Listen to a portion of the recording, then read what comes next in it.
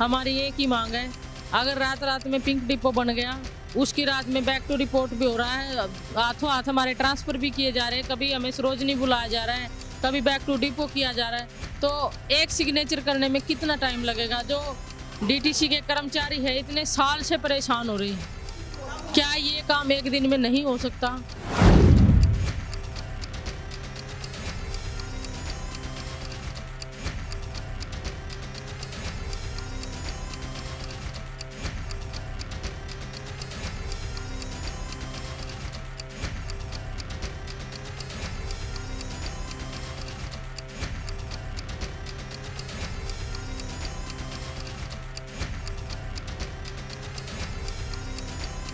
मेरी बस में मतलब नहीं ज़्यादा गुड़गांव तक गाड़ी जाती है, इधर जाती है, इतनी सारी पब्लिक जाती है, इतनी सारी ऑफिसों में जॉब करने वाली इतनी सारी पब्लिक जाती है, तो हम क्या करें?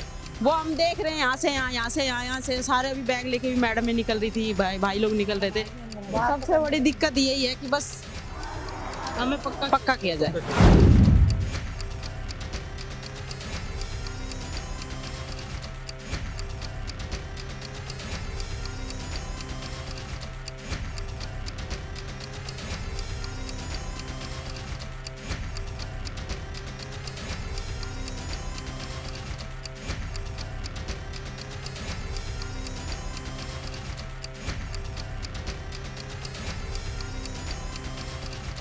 से रात दिन एक करके केजरीवाल को पूर्ण बहुमत से दिल्ली में सत्ता की गद्दी पे बिठाया। आज वही कर्मचारियों के साथ में वही सरकार अपने वायदाओं को नजरअंदाज करके कि हमने आज तक कितने वादे किए, कितने वादे तोड़े, उन्हीं वादों को आज याद दिलाने के लिए काफ़ी हमने पहले भी प्रोडक्ट किए, काफ़ी पहले भी किए और आप फिर कर रहे हैं।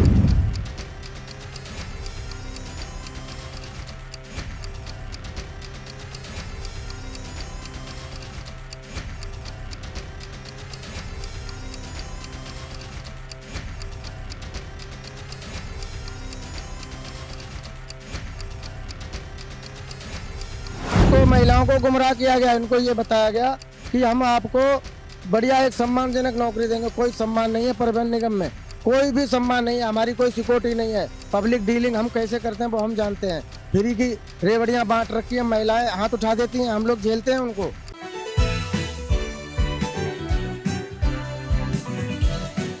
नमस्कार, मैं दौलत शर्मा और आप देख रहे हैं यूआईपी न्यूज। लगातार दिल्ली सरकार के खिलाफ जो डीटीसी कर्मचारी हैं, खासकर जो महिलाएं कर्मचारी हैं, वो लगातार दिल्ली सरकार के खिलाफ अपना प्रदर्शन कर रही हैं। इस समय हम मौजूद हैं सरोजनी नगर डिपो में। अभी मात्र देखा जाए तो 2 दिन पहले ही हम यहाँ पर आए थे, जहाँ पर हमने देखा था कि पूर्व परिवहन मंत्री कैलाश गहलोत भी आए थे। वहीं उनके सामने यहाँ पर एक बड़ा प्रदर्शन किया गया था। यहाँ आश्वासन तो दिया गया, लेकिन उस आश्वासन के बाद भी पूरी संतुष्टि यहाँ पर डीटीसी कर्मचारियों को नहीं है। अभी भी लगातार 2 दिन से जो उनका प्रदर्शन है वो सरकार के खिलाफ जारी है। आइए सुनते हैं कि आखिर क्या क्या उनकी डिमांड है और लगातार 2 दिन किस तरीके से उन्होंने इस भरी सर्दी में यहाँ पर गुजारे हैं। जी, आपका नाम? जी, मेरा नाम नीतू है सर। पिछले 2 दिनों से आप लगातार यहाँ पर प्रदर्शन पर हैं, तो क्या सरकार के कोई लोग सुनने आए, या फिर जिस दिन वो मंत्री आए थे, अब वो पूर्व मंत्री हो चुके हैं, जिस दिन मंत्री जी आए थे, तो क्या उन्होंने कुछ आश्वासन दिया था? सर, आश्वासन देते देते उनको हमें 2.5 साल हो गए। मजबूरन हमें ये हमारे साथ ये आखिरी हथियार था हमारे पास। हम और तो क्या करें, भी हम शांतिपूर्वक धरना ही कर सकते हैं। ना हमने किसी को चोट पहुंचाई है, ना हम किसी को के साथ दुर्व्यवहार किया है। हम आराम से शांति से बैठे हैं। हमारी एक ही मांग है, अगर रात रात में पिंक डिपो बन गया, उसकी रात में बैक टू रिपोर्ट भी हो रहा है, हाथों हाथ हमारे ट्रांसफर भी किए जा रहे हैं, कभी हमें सरोजनी बुलाया जा रहा है, कभी बैक टू डिपो किया जा रहा है, तो एक सिग्नेचर करने में कितना टाइम लगेगा? जो डीटीसी के कर्मचारी है इतने साल से परेशान हो रहे हैं, क्या ये काम एक दिन में नहीं हो सकता? मान लिया जाए कि भाई पहले से इसकी तैयारी भी चल रही थी, ठीक है, कितने दिन से? जब लेडीज भर्ती हुई है जब तो चला होगा, माइंड में आया होगा। हमने इतना आश्वासन दिया कि भाई हम अभी तो एक पिंक डिपो खुला है, हम आपको धीरे धीरे धीरे पूरी दिल्ली में पिंक डिपो करके दिखाएंगे, हम इतना स्टाफ बढ़ा देंगे। तो क्यों नहीं हमारी मांगे सुनी जा रही? हमारी सिर्फ एक ही मांग है, कम से कम हमारी इतनी सैलरी तो हो कि हमारा गुजारा हो जाए। हमें परमानेंट क्यों नहीं किया जा रहा? जब इतने साल से हम धक्के खा रहे हैं, सवारियों को अपनी गंतव्य तक हम पहुंचा रहे हैं, सबको सुविधाएं दे रहे, तो हमें सुविधा सरकार क्यों नहीं दे रही? हम बहुत दुखी हैं सर। 3 दिन हो गए हम यहाँ बैठे हुए हैं लगातार, बट सरकार से कोई भी व्यक्ति सुध लेने वाला नहीं है। कल परसों हमारी मीटिंग हुई थी मैडम के साथ, जो हमारी सीजीएम मैडम है, लेकिन वो हमें रिटर्न में देने को लिए तैयार नहीं है कि भाई वो सिर्फ हमें आश्वासन दे रहे हैं। लेकिन आश्वासन देते देते सर 15 साल हो गए डीटीसी को। हमारे भाई है, कॉन्ट्रैक्ट के जितने भी कर्मचारी हैं, चाहे कंडक्टर हो, ड्राइवर हो, वो ठेके पे काम कर रहे हैं सर। क्या उनका राइट नहीं बनता सर? काम तो वो भी कर रहे हैं। क्या एक परमानेंट ड्राइवर ही गाड़ी चला रहा है, कॉन्ट्रैक्ट वाला नहीं चला रहा? गाड़ी तो हम भी चला रहे हैं, सवारियों को उतने हम भी लेके जा रहे हैं। क्या हमारा ये राइट नहीं बनता सर? तो जो महिला डिपो खोला गया है लेकिन महिला को व्यवस्था नहीं है, तो सरकार इससे क्या दिखाना चाहती है, क्या लगता है आपको? सर सरकार क्रेडिट लेना चाहती है कीवर्ड का। हमने पहला पिंक डिपो बना दिया, लेकिन ये कैसा पिंक है? पिंक डिपो होने के बावजूद फ्लीट पे जेंट्स बैठे हुए हैं, जेंट्स आ जा रहे हैं, सब जगह क्लैरिकल स्टाफ जेंट्स काम कर रहा है। इन्होंने हमें अपनी सफाई भी दी कि मैडम क्लैरिकल स्टाफ है, ये काम करना, वो काम करना। अगर आपकी तैयारी ही पूरी नहीं थी, अगर आपकी तैयारी पूरी नहीं थी, क्यों नहीं वो काम लड़कियों को सिखाया गया? क्यों नहीं लड़कियों से काम करवाया गया? स्टाफ की तो कोई कमी नहीं है लड़कियों में। जब पूरा डिपो खुल रहा है तो आपने एक कोई इन्फॉर्मेशन 5 दिन 10 दिन पहले, 1 हफ्ते पहले क्यों नहीं कोई इन्फॉर्मेशन जारी की? क्यों नहीं किसी लड़कियों को यहाँ पे किसी को सिखाया गया काम? क्यों? बहकावा लगता है ये पिंक डिपो का। बिल्कुल बहकावा है सर, ये झूठे दावे हैं। हम बस यही कहना चाहेंगे, जैसे पिंक डिपो की शुरुआत हुई थी वैसे ही बंद भी हो गई। और अगर चाहती है सरकार की पिंक डिपो हो और लड़कियां काम करें, तो सर हमारे को जो परमानेंट किया जाए। सर हमारी एक ही मांग है बस, हमारी जॉब सिक्योरिटी चाहिए, हमें कॉन्ट्रैक्ट बेस पे नहीं चाहिए सर। क्या आपके समर्थन में क्या जो मेल ड्राइवर्स हैं, क्या वो भी आ रहे हैं अलग अलग डिपो की तरफ से? सर हमारे साथ साथ सिर्फ मेल ड्राइवर और कंडक्टर ही नहीं, हर कॉन्ट्रैक्ट का कर्मचारी हमारे साथ है सर, वो चाहे किसी भी डिपार्टमेंट से हो। और सिर्फ डीटीसी की बात नहीं करूंगी मैं, हमारे जो क्लस्टर के भाई है वो भी हमारे साथ हैं। सिर्फ डीटीसी को छोड़ के ऐसे ही नहीं कि भाई सिर्फ डीटीसी का व्यक्ति हमारे साथ खड़ा है, हमारे साथ हर कॉन्ट्रैक्ट का कर्मचारी खड़ा है, हमारे साथ सारी यूनियन खड़ी हुई है, सब हमारे साथ में है। और दूसरी बात, क्लस्टर के जो हमारे भाई हैं सब हमारे साथ खड़े हुए हैं, हम अकेले नहीं हैं। और सरकार को ये एहसास दिला देंगे, जब सबकी एकता होती है ना तो झुकना ही झुकना पड़ता है। लेकिन मैम ये बस बंद कर देना, क्या इसमें से जनता को कोई नुकसान नहीं होगा? बहुत नुकसान है सर जनता को, पब्लिक परेशान हो रही है, इससे ज्यादा क्या परेशान होने की चीज है उनके लिए सर। लगता है कि इसके ऊपर कुछ और भी होना चाहिए कि हम जनता को दिक्कत है। मैं इस पे एक बात बोलना चाहूंगी। आज हमें इतना दुख हो रहा है कि हमारी जनता परेशान हो रही है, क्योंकि हमारी सवारी हमारे लिए भगवान है। तो वो इतने परेशान हो रहे हैं, उनको देख के हम इतना दुखी फील कर रहे हैं कि भाई हमें भी फीलिंग आ रही है कि भाई इतनी दुखी हो रहे हैं बस।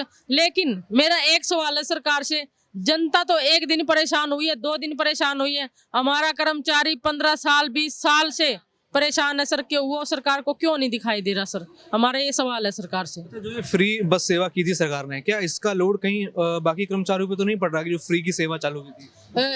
सर हम इस पे नहीं बोलना चाहेंगे। बिल्कुल आपने जो किया महिलाओं के लिए सही किया, बिल्कुल हम इसमें एग्री हैं, बिल्कुल अच्छा निर्णय है। लेकिन कहीं ना कहीं हमारे लिए बजट क्यों नहीं निकल रहा? अगर लेडीज फ्री है उनके लिए बजट आ गया, सबके लिए बजट है, तो सिर्फ हमारे लिए बजट क्यों नहीं है सर? हमारे साथ ये नाइंसाफी क्यों? हमें यही सवाल पूछना है। एक ही मुद्दा है हमारा, तो बस पक्का कर दिया जाए। और हम मेरी बस में मतलब नहीं ज्यादा गुड़गांव तक गाड़ी जाती है, इधर जाती है, इतनी सारी पब्लिक जाती है, इतनी सारी ऑफिसों में जॉब करने वाली इतनी सारी पब्लिक जाती है, तो हम क्या करें? वो हम देख रहे हैं, यहाँ से यहाँ, यहाँ से यहाँ, यहाँ से सारे अभी बैग लेके भी मैडम में निकल रही थी, भाई लोग निकल रहे थे। सबसे बड़ी दिक्कत यही है कि बस हमें पक्का किया जाए बस। उसमें वेतन कितने वेतन की आप मांग कर रहे हैं कि कुछ थोड़ा? सर वेतन नहीं, परमानेंट का फिक्स होता है सर, फिक्स होता है सर। परमानेंट के जो भी फैसिलिटी है वो सभी हमें मिलना चाहिए, परमानेंट का फिक्स होता है सर वेतन। नहीं, हम जो ये कह रहे हैं नीतू जी, वही उसी सपोर्ट में हम भी हैं। कब से दिक्कतें आ रही हैं? क्या आप जब से हमने गाड़ी शुरू की हम दिक्कतों में हैं। हमें तो पुरानी गाड़ियां मिली, हम पुरानी गाड़ियों को चला के अपना काम चला रहे हैं। अगर हमसे कोई गाड़ी में डैमेज होता है ना, तो हमसे नई गाड़ी का परफॉर्मा भरवाते हैं ये लोग, और लॉस तो हमारा ही होता है ना, हमारी सैलरी से जाता है। और जो हमारी जॉब है वो भी सिक्योर नहीं है। तो ये जो रही है दिल्ली सरकार, नहीं मतलब नहीं लगा इनसे कुछ की फायदा हुआ? फायदा किया ही कहाँ, जो ये तो सिर्फ इन्होंने डिपो का किया है, वो कि पिंक डिपो, लेकिन कोई पिंक डिपो का कोई जैसे हमें दूरी भी कर दी है, हम फरीदाबाद से आते हैं तो यहाँ तक आने का हमें 18,000 में सैलरी में घर भी चलाना और इतनी दूर अप डाउन भी करना। पेट्रोल क्या 1 लीटर के साथ 90-70-80 का है, 90 का है ना, तो आप सोच लो कि 100 रुपये में पेट्रोल डलवाओ तो एक दिन के लिए।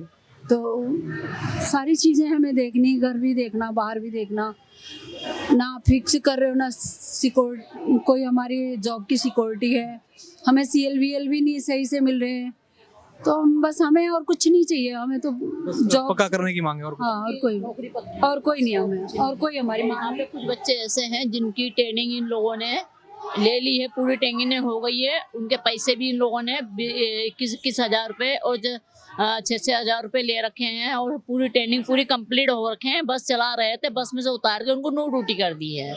इसलिए इनको ऐसे नहीं करना चाहिए, बल्कि उनको सीट दो, उनको नौकरियां दो पक्के, अपने उत्तर हम इनसे कुछ नहीं मांग रहे हैं, नौकरियां मांग रहे बस। और हमारी कोई मांग नहीं है सरकार से।